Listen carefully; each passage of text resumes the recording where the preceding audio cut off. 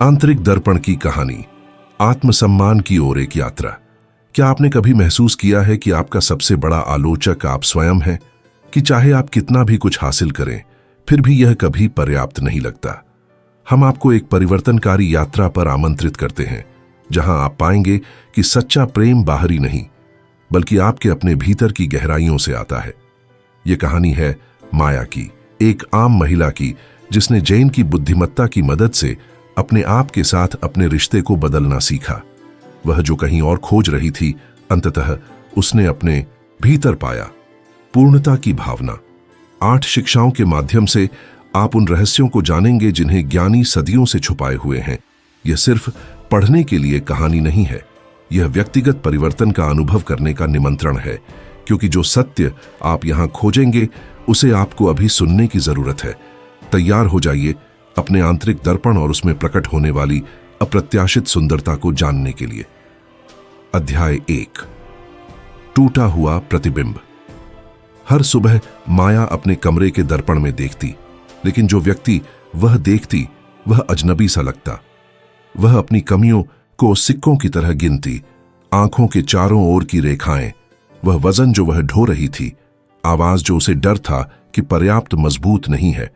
वह एक तेज शहर में रहती थी, जहां सफलता को नंबर, अनुयायी, वेतन और उपलब्धियों से मापा जाता था। भले ही उसने अपने लक्ष्य हासिल किए, एक आंतरिक आवाज फुसफुसाती, तुम पर्याप्त नहीं हो और कभी नहीं होगे। इस लगातार संघर्ष से थककर एक दिन माया ने तय किया कि वह कुछ समय के लिए सब कुछ छोड़ देगी। वह पहाड़ों में एक मठ गई, वहां ऐसी उत्तर की तलाश में जो किताबें नहीं दे सकती थीं। वहां उसने दादी कोटो से मुलाकात की, एक साध्वी जिनकी मौनता 1000 शब्दों से अधिक ज्ञान देती थी। स्वागत है, कोटो ने मुस्कान के साथ कहा, जो ऐसा लग रहा था जैसे उसे माया द्वारा उठाए गए बोझ का पूरा अंदाजा था। मैं देखती हूं कि तुम कुछ खोजने आई हो, लेकिन पहले तुम्हें समझना होगा कि तुम अपने भीतर क्या नष्ट कर रही हो। अध्याय 2, नदी की सीख। सुबह होते ही कोटो माया को पास की नदी तक ले गई। पानी बिना किसी जल्दबाजी के बह रहा था, बिना खुद से सवाल किए, बस बह रहा था। देखो, कोटो ने फुसफुसाया, नदी यह नहीं सोचती कि क्या यह पर्याप्त गहरी है। यह महासागर से तुलना नहीं करती, यह बस बहती है, हर पल को जो बनना है उसके अनुसार ढलती है। माया ने अपने प्रतिबिंब को पानी में देखा, विकृत और लगातार बदलते हुए। तुम इस नदी जैसी हो, कोटो ने जारी रखा। हर दिन तुम अलग होती हो, हर पल तुम खुद को नया रूप देती हो, फिर भी तुम अपने प्रतिबिंब को स्थिर और सुंदर होने की उम्मीद में देखती हो। यह मानव होना नहीं है, यह कांच होना है, कोटो ने कहा। माया भ्रमित होकर पूछी, तो क्या मुझे सुधारने की कोशिश छोड़ देनी चाहिए? यह सुधारना छोड़ देने की बात नहीं है, कोटो ने समझाया। नदी बहने के लिए संघर्ष नहीं करती, यह बस बहती है क्योंकि यही उसकी प्रकृति है। जब आप पहले अपनी स्वयं की असलियत को स्वीकार कर लेते हैं, तब आपके कर्म प्रेम से जन्म लेते हैं, डर से नहीं। उसी क्षण माया ने महसूस किया कि उसके भीतर कुछ टूट रहा है। यह दर्द नहीं था, बल्कि एक पिंजरे के खुलने की आवाज थी। अध्याय 3, छोटे मौन का अभ्यास। अगले हफ्तों में कोटो ने माया को छोटे मौन का अभ्यास सिखाया। हर सुबह वह बैठती, अपने विचारों का न्याय किए बिना, बस उन्हें आकाश में बहते बादलों की तरह देखती। जब तुम अपने साथ बैठोगी बिना कुछ ठीक करने की कोशिश किए, तब तुम सच में खुद को देखना शुरू करोगी, कोटो कहती। यही मौन था जहां माया ने अपनी आंतरिक आलोचक के पीछे की असली आवाज सुननी शुरू की, एक कोमल और प्राचीन फुसफुसाहट। मैं यहां हूं, हमेशा से यहां थी, और मैं जैसी हूं वैसी ही ठीक हूं। दिन दिन वह आवाज मजबूत होती गई।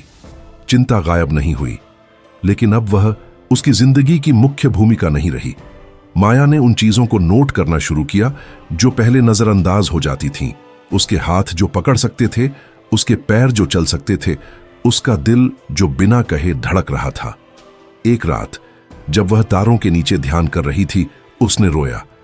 लेकिन यह किसी खुद से नफरत करने वाले का रोना नहीं था, यह उस व्यक्ति का रोना था जिसने आखिरकार खुद को पहचाना और स्वीकार किया। अध्याय 4, दर्पण की परीक्षा। अगले महीने कोटो ने माया को दर्पण के सामने खड़ा किया। देखो, उन्होंने कोमलता से आदेश दिया। माया ने वही देखा जो हमेशा देखा था, रेखाएं, वजन व विवरण जो पहले उसे परेशान करते थे। लेकिन कुछ बदल गया था। उसका प्रतिबिंब नहीं, बल्कि जिस तरह वह उसे देख रही थी वह बदल गया था। क्या तुम किसी अलग व्यक्ति को देख रही हो? कोटो ने पूछा। मैं यहां मौजूद किसी को देख रही हूं, माया ने धीरे धीरे जवाब दिया। कोई जो सांस ले रहा है, जो कोशिश करता है, जो कभी कभी असफल होता है। मैं किसी ऐसे व्यक्ति को देख रही हूं जो यहां होने का हकदार है। कोटो ने सिर हिलाया। यही आत्मसम्मान है। यह आत्ममोह नहीं है और न ही अपने विकास के क्षेत्रों को नकारना। यह एक क्रांतिकारी कार्य है। खुद को छोड़ न देना जबकि आप बदल रहे हों। खुद की देखभाल करना जैसे एक मां अपने बच्चे की करती है, भले ही आप गलतियां करें। पहली बार माया ने अपने प्रतिबिंब को बिना दिखावे के मुस्कुराया और प्रतिबिंब ने भी उसे मुस्कान लौटाई। अध्याय 5, कोमल शब्दों की भाषा। कोटो ने दिन बिताए माया को देखते हुए, सुनते हुए कि वह खुद से कैसे बात करती थी। हर बार जब वह कोई छोटी गलती करती, कठोर विचार उसके मन में गूंजते। मैं कितनी अजीब हूं, मैं इतनी अयोग्य कैसे हो सकती हूं। एक दिन कोटो ने माया के अभ्यास को रोका। अगर तुम्हारी सबसे अच्छी दोस्त कोई गलती करे तो क्या तुम उससे ऐसे बात करोगी? उन्होंने पूछा। माया ने सिर हिलाया। तो तुम्हें अपनी पाखंडी मानसिकता का पता चल गया है, कोटो ने कहा। तुम अपने साथ बहुत कठोर हो, जितना कि कभी दूसरों के साथ नहीं होती। अब तुम्हें अपने आप से बात करने के लिए एक अलग भाषा चुननी होगी। इस तरह शुरू हुआ सबसे चुनौतीपूर्ण अभ्यास। खुद के साथ दयालुता से पेश आना, नकली सकारात्मकता नहीं, बल्कि किसी की सच्ची कोमलता के साथ जो समझती हो कि बदलाव धीमा होता है और दुख जीवन का हिस्सा है। हर बार जब माया हिम्मत हारती, कोटो उसे मार्गदर्शन देती। यह कठिन है, लेकिन मैं इसे पार करते हुए खुद का सहारा बनने के लिए यहां हूं। समय के साथ यह नई आवाज उसकी स्थायी साथी बन गई। अब वह अपने आप के खिलाफ अकेली नहीं थी। वह अपने साथ खड़ी थी, खुद का साथ दे रही थी। अध्याय 6, स्वीकृति की आग। उस समय आया जब माया को अपने सबसे बड़े दर्द का सामना करना था। ध्यान के दौरान कोटो ने उसे कहा कि वह अपने उन हिस्सों को गले लगाए जिन्हें वह सबसे ज्यादा नापसंद करती थी। मैं नहीं कर सकती, माया ने विरोध किया। यह बहुत दर्द देता है। तो दर्द होता है, कोटो ने उत्तर दिया। दर्द तुम्हारा दुश्मन नहीं है। जो दर्द देता है वह उसे नकारना है। उस रात माया ने पहले कभी न किए गए तरीके से रोया। उसने उन वर्षों के लिए रोया जब उसने खुद से नफरत की, उन अवसरों के लिए रोया जिन्हें उसने इसलिए ठुकराया क्योंकि उसने सोचा कि वह किसी चीज की हकदार नहीं है। उस भीतर की बच्ची के लिए रोया जो लगातार सुनती रही कि वह पर्याप्त नहीं है, लेकिन उसने कुछ और भी पाया। दर्द के नीचे एक शक्तिशाली शक्ति थी, पूरी तरह से खुद को स्वीकार करने की शक्ति, अपनी सारी चोटों, डर और सीमाओं के साथ। कोटो चुपचाप देख रही थी और उसी चुप्पी में माया ने समझा कि सच्चा आत्मसम्मान यह भी है कि आप अपने विलाप, क्रोध और निराशा को महसूस करने दें। उन्हें सकारात्मक वाक्यों से दबाने के बजाय उन्हें अपनी पूरी कहानी का हिस्सा मानकर अपनाएं। अध्याय 7, घर वापसी। मठ में 3 महीने बिताने के बाद अपने रोजमर्रा के जीवन में लौटने का समय आया। सूर्योदय पर कोटो दरवाजे पर उसका इंतजार कर रही थी। अब तुम अपनी दुनिया में लौटोगी, उन्होंने कहा, और वह दुनिया तुम्हें यह मानने के लिए मनाएगी कि तुम पर्याप्त नहीं हो। यह तुम्हें नकारात्मकता के पिंजरे में वापस लौटाने की कोशिश करेगी। तो मैं क्या करूं? माया ने संदेह के साथ पूछा। नदी को याद रखो, कोटो ने माया का हाथ पकड़ते हुए कहा। याद रखो कि तुम बह सकती हो, ढल सकती हो और बदल सकती हो, बिना अपनी असलियत खोए। आत्मसम्मान कोई मंजिल नहीं है, बल्कि एक दैनिक अभ्यास है।